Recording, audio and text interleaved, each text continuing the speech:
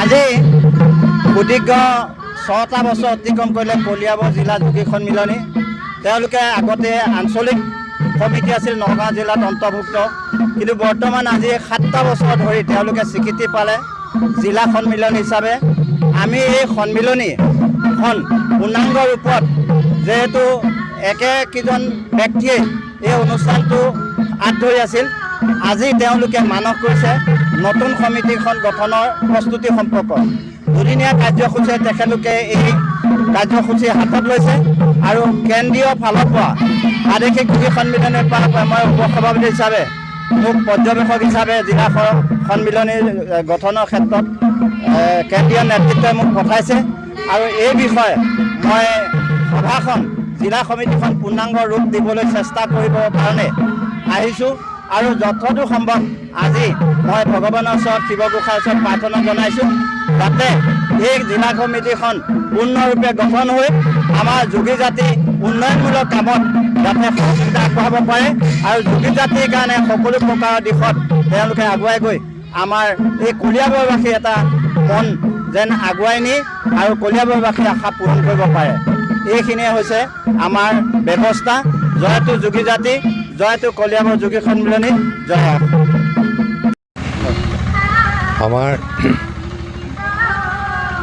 আমাৰ অসম যোগী সন্মিলনীৰ কলিয়াবৰ যোগী সন্মিলনীৰ বেনাৰত আজি আমাৰ ইয়াত অধিৱেশনৰ ব্যৱস্থা কৰা হৈছে।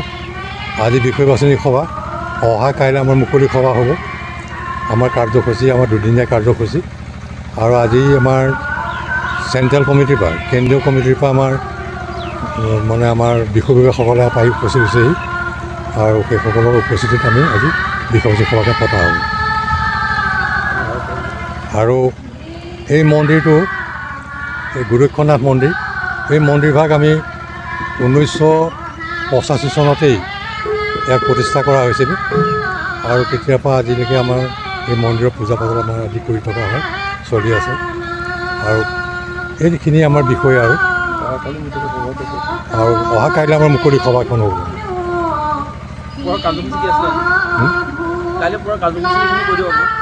কাইলৈ কাৰ্যসূচী আমাৰ মুকলি সভাত ৰাতিপুৱা আমাৰ পতাকা উত্তোলন হ'ব আৰু তাৰপৰা শ্বহীদ তৰ্পণ হ'ব, স্মৃতি তৰ্পণ হ'ব আৰু তাৰপিছত আমাৰ মুকলি সভা আৰম্ভ হ'ব আমাৰ 1টা বজাৰ পৰা।